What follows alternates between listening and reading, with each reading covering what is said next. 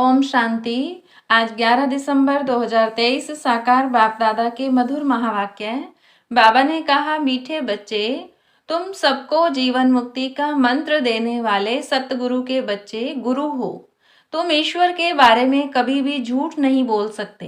प्रश्न, सेकंड में जीवन मुक्ति प्राप्त करने की विधि और उसका गायन क्या है? उत्तर, सेकंड में जीवन मुक्ति प्राप्त करने के लिए प्रवृत्ति में रहते कमल फूल समान पवित्र बनो। सिर्फ इस अंतिम जन्म में पवित्रता की प्रतिज्ञा करो तो जीवन मुक्ति मिल जाएगी। इस पर ही राजा जनक का मिसाल गाया हुआ है कि ग्रस्त व्यवहार में रहते 1 सेकंड में प्रतिज्ञा के आधार पर जीवन मुक्ति प्राप्त की। गीत, यह वक्त जा रहा है। ओम शांति। बाप आते हैं सबको सेकंड में जीवन मुक्ति देने। गायन भी है, सबका सदगति दाता, जीवन मुक्ति दाता एक है।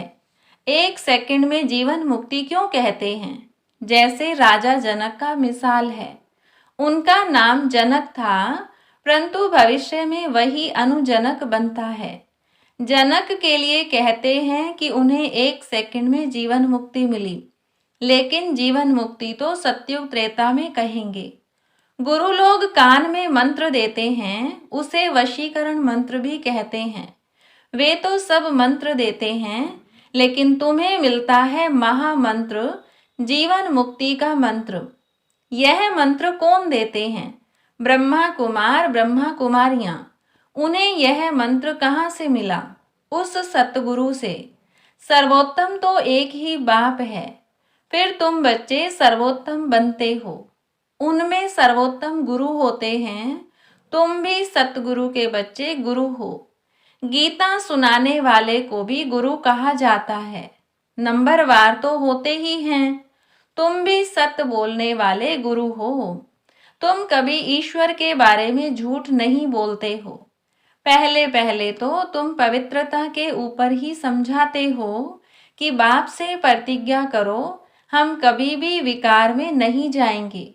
झूठ आदि न बोलना, यह तो कॉमन बात है।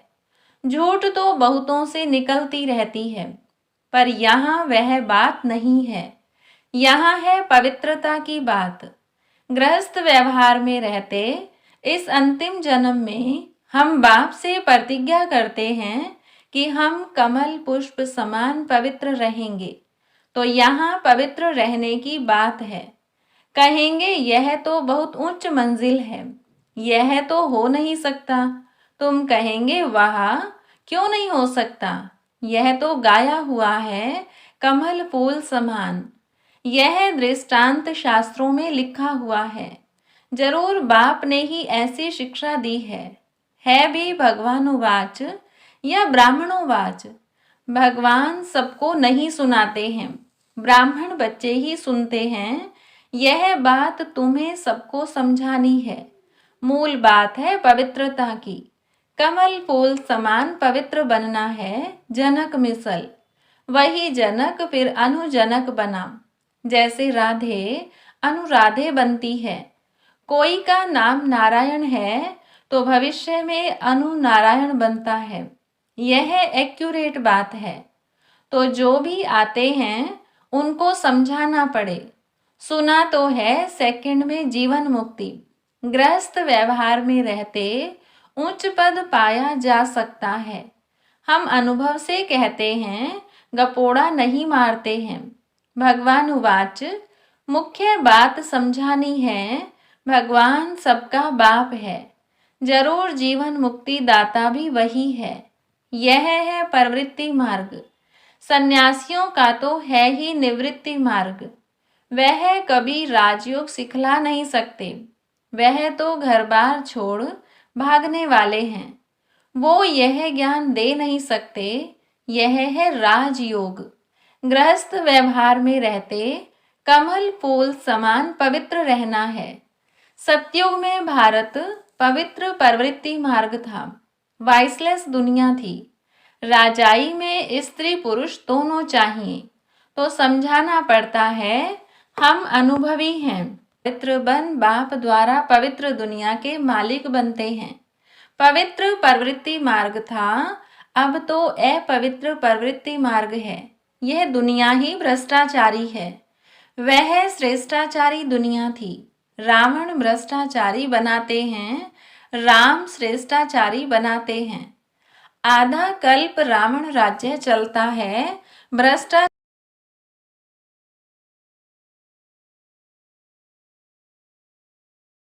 भ्रष्टाचारी दुनिया में भक्ति मार्ग है। दान पुण्य आदि करते रहते हैं, क्योंकि भ्रष्टाचार है। समझते हैं मनुष्य जितना भक्ति दान पुण्य करेंगे तो फिर भगवान मिलेगा। भगवान की भक्ति करते हैं, कहते हैं कि आकर हमको श्रेष्ठ बनाओ। भारत श्रेष्ठाचारी था, अभी नहीं है। भ्रष्टाचारी ही श्रेष्ठाचारी बनते हैं। भारत की नई रचना की कहानी कोई जानते ही नहीं। चित्रों के द्वारा अच्छी तरह समझाया जा सकता है। ऐसे ऐसे चित्र बनाने पड़ेंगे। हर एक सेंटर पर प्रदर्शनी के चित्र होने चाहिए। बाबा डायरेक्शन देते हैं, भल लिख दें कि चित्र हमारे पास नहीं है, तो बाबा डायरेक्शन देंगे, यह बनाओ, फिर सबको भेजो, तो सबके पास प्रदर्शनी हो जाएगी। यह चित्र बहुत अर्थ सहित हैं। पहले पहले यह बुद्धि में आना चाहिए कि हम बाप के बच्चे हैं। भगवान है स्वर्ग रचने वाला, नरक का रचयिता है रावण। गोले के ऊपर 10 सिर वाले रावण का चित्र बना दो। स्वर्ग के गोले पर चतुर्भुज लिख भी सकते हैं, यह है राम राज्य, यह है रावण राज्य। इस समय रावण सर्वव्यापी है, वहां हम सर्वव्यापी तो नहीं कह सकते। गाया भी जाता है, आत्मा परमात्मा अलग रहे बहुकाल, फिर सुंदर मेला कर दिया जब सतगुरु मिला दलाल, तो जरूर वह आएगा ना। यह हिसाब कोई भी जानते नहीं है। पहले पहले अलग हुई है देवी देवताओं की आत्माएं। यह नॉलेज है, कोई को भी समझाना है। आत्माओं का बाप तो है ना। अब हे आत्मा, अपने परमपिता परमात्मा का ऑक्यूपेशन बताओ, क्या नहीं जानती हो? ऐसा बच्चा तो होता नहीं जो बाप के ऑक्यूपेशन को नहीं जानता हो। बाप बैठ समझाते हैं, तुम अपने जन्मों को नहीं जानते हो, मैं समझाता हूँ। पहले पहले जो देवी देवता हैं वह इतने जन्म लेते हैं, तो हिसाब करो दूसरे धर्म वाले कितने जन्म लेते होंगे। सिद्ध कर बताना पड़े, मैक्सिमम इतने हैं। झाड़ वृद्धि को पाता रहता है। पहले पहले देवी देवता थे, उन्हों के ही 84 जन्म कहे जाते हैं। भारत की नॉलेज है ना। प्राचीन भारत की नॉलेज किसने दी?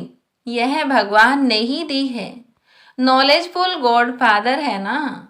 ब्रह्मा को भी नॉलेजफुल नहीं कहेंगे, श्री कृष्ण को भी नहीं कहेंगे। श्री कृष्ण की महिमा ही अलग है। यह समझने की बड़ी ही क्लियर नॉलेज है। भगवान तो सबका एक ही निराकार परमपिता परमात्मा है। वह है रचयिता। श्री कृष्ण तो है रचना। उच्च ते उच्च भगवान तो एक है ना। सर्वव्यापी उनको कह नहीं सकते। भारत में उच्च ते उच्च प्रेसिडेंट, फिर नंबरवार और हैं। सबका ऑक्यूपेशन बताएंगे। ऐसे तो नहीं सब एक ही हैं। हर एक आत्मा को अविनाशी पार्ट मिला हुआ है। यह सिद्ध करना है। आपस में राय कर सर्विस के प्लान बनाने हैं। परंतु जिसकी लाइन क्लियर नहीं होगी, कोई विकार होगा, वह नाम रूप में फंसा होगा, तो यह काम हो नहीं सकेगा। इसमें लाइन बड़ी क्लियर चाहिए। रिजल्ट तो अंत में ही निकलेगी। अभी सभी नंबरवार हैं। मनुष्य कहते हैं यह व्यास भगवान ने शास्त्र बनाए। अब व्यास तो भगवान हो नहीं सकता। वास्तव में धर्म के शास्त्र हैं ही 4। भारत का धर्म शास्त्र तो है ही एक, माई बाप गीता।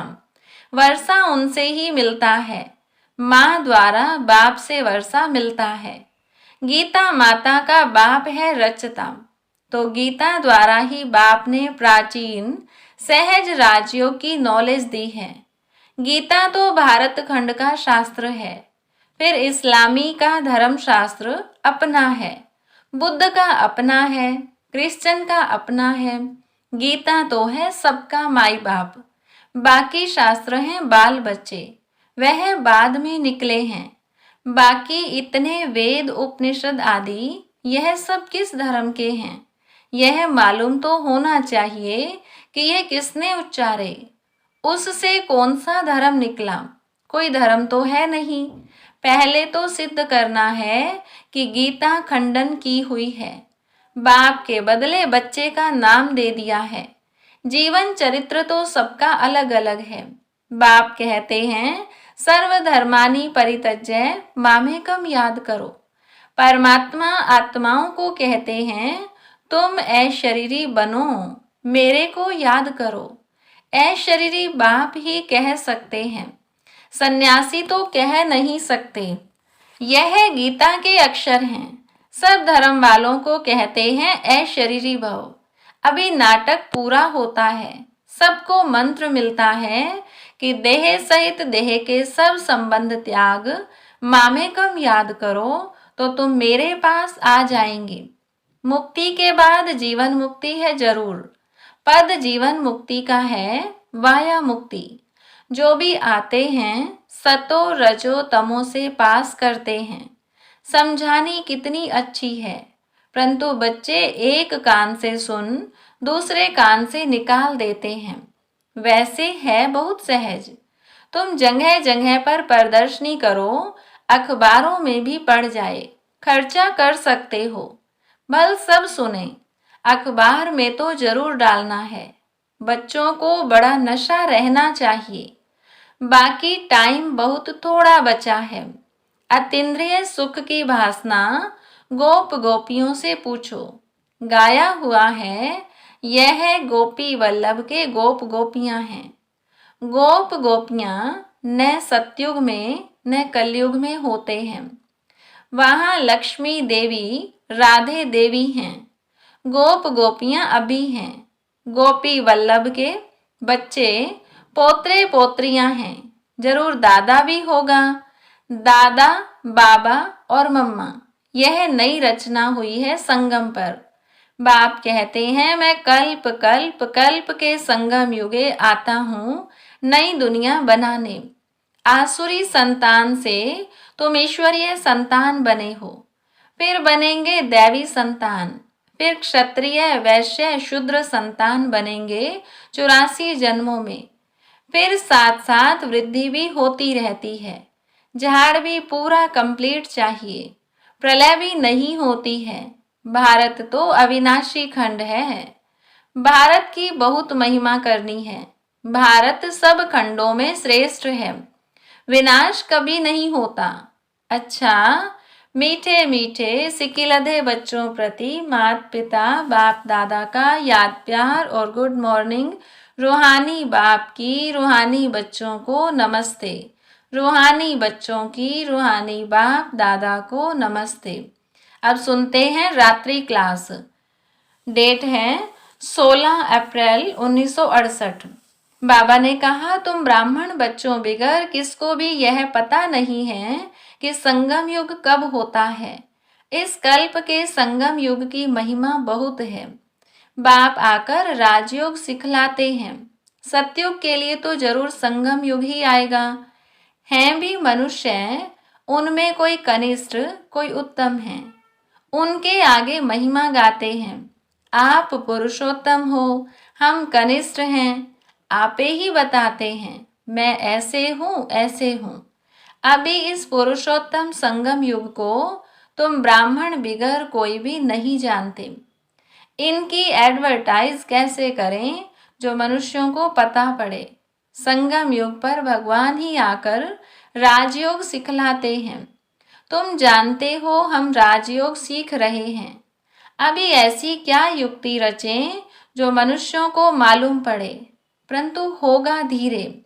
अभी समय पड़ा है, बहुत गई थोड़ी रही।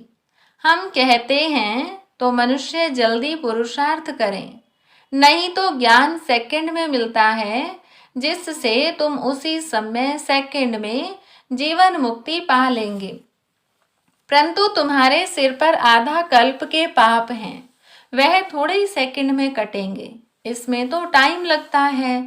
मनुष्य समझते हैं अभी तो समय पड़ा है, अभी हम ब्रह्मा कुमारियों पास क्यों जाएं? लिटरेचर से उल्टा भी उठा लेते हैं, तकदीर में नहीं है तो उल्टा उठा लेते हैं। तुम समझते हो यह पुरुषोत्तम बनने का युग है, हीरे जैसा गायन है ना, फिर कम हो जाता है। गोल्डन एज, सिल्वर एज, यह संगम युग है, डायमंड एज। सतयुग है गोल्डन एज, यह तुम जानते हो। स्वर्ग से भी यह संगम अच्छा है, हीरे जैसा जन्म है। अमर लोक का गायन है ना, फिर कम होता जाता है। तो यह भी लिख सकते हो, पुरुषोत्तम संगम युग है डायमंड, सतयुग है गोल्ड, त्रेता है सिल्वर। यह भी तुम समझा सकते हो। संगम पर ही हम मनुष्य से देवता बनते हैं। 8 रत्न बनाते हैं तो डायमंड को बीच में रखा जाता है। संगम का शो होता है।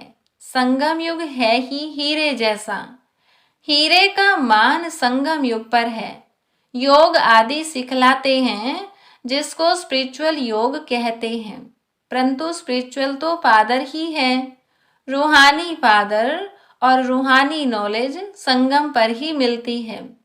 मनुष्य जिनमें देह अहंकार है, वह इतना जल्दी कैसे मानेंगे? गरीब आदि को समझाया जाता है तो यह भी लिखना है, संगम युग इज डायमंड, उनकी आयु इतनी। सतयुग गोल्डन एज, तो उनकी आयु इतनी।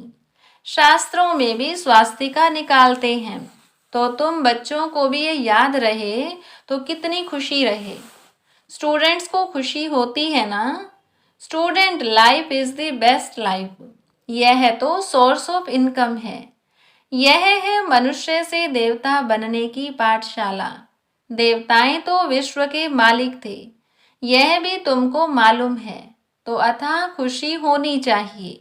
इसीलिए गायन है, अतीन्द्रिय सुख गोपी वल्लभ के गोप गोपियों से पूछो। टीचर अंत तक पढ़ाते हैं तो उनको अंत तक याद करना चाहिए। भगवान पढ़ाते हैं और फिर भगवान साथ भी ले जाएंगे। पुकारते भी हैं, लिबरेटर, गाइड, दुख से छुड़ाओ। सतयुग में दुख होता ही नहीं। कहते हैं विश्व में शांति हो। बोलो आगे कब थी? वह कौन सा युग था? किसको पता नहीं है। राम राज्य सतयुग, रावण राज्य कलयुग, यह तो जानते हो ना। बच्चों को अनुभव सुनाना चाहिए। बस क्या सुनाऊं दिल की बात। बेहद का बाप बेहद की बादशाही देने वाला मिला, और क्या अनुभव सुनाऊं? और कोई बात ही नहीं। इस जैसी खुशी और कोई होती ही नहीं। कोई को भी किसी से रूठ कर वास्तव में घर में नहीं बैठना चाहिए। यह जैसे अपनी तकदीर से रूठना है। पढ़ाई से रूठा तो क्या सीखेंगे? बाप को पढ़ाना ही है ब्रह्मा द्वारा, तो 1-2 से कभी रूठना नहीं चाहिए। यह है माया। यज्ञ में असुरों के विघ्न तो पड़ते हैं ना। अच्छा, मीठे मीठे रूहानी बच्चों प्रति रूहानी बाप व दादा का याद प्यार गुड नाइट। रूहानी बच्चों को रूहानी बाप की नमस्ते। रूहानी बच्चों की रूहानी बाप को गुड नाइट नमस्ते। धारणा के लिए मुख्य सार। पहली पॉइंट, बाप जो सुनाते हैं वह एक कान से सुन दूसरे से निकालना नहीं है। ज्ञान के नशे में रह अतीन्द्रिय सुख का अनुभव करना है। दूसरी पॉइंट, सभी को सेकंड में मुक्ति जीवन मुक्ति का अधिकार देने के लिए यही महामंत्र सुनाना है कि देह सहित देह के सब संबंधों को त्याग बाप को याद करो। वरदान आज का, क्लियर बुद्धि द्वारा हर बात को परख कर यथार्थ निर्णय करने वाले सफलता मूर्त भव। जितनी बुद्धि क्लियर है उतनी परखने की शक्ति प्राप्त होती है। ज्यादा बातें सोचने के बजाय एक बाप की याद में रहो, बाप से क्लियर रहो, तो हर बात को सहज ही परख कर यथार्थ निर्णय कर सकेंगे। जिस समय जैसी परिस्थिति, जैसा संबंध संपर्क वाले का मूड, उसी समय पर उस प्रमाण चलना, उसको परख कर निर्णय लेना, यह भी बहुत बड़ी शक्ति है जो सफलता मूर्त बना देती है। स्लोगन: ज्ञान सूर्य बाप के साथ लकी सितारे वह हैं जो जग से अंधकार को मिटाने वाले हैं, अंधकार में आने वाले नहीं। अच्छा, ओम शांति।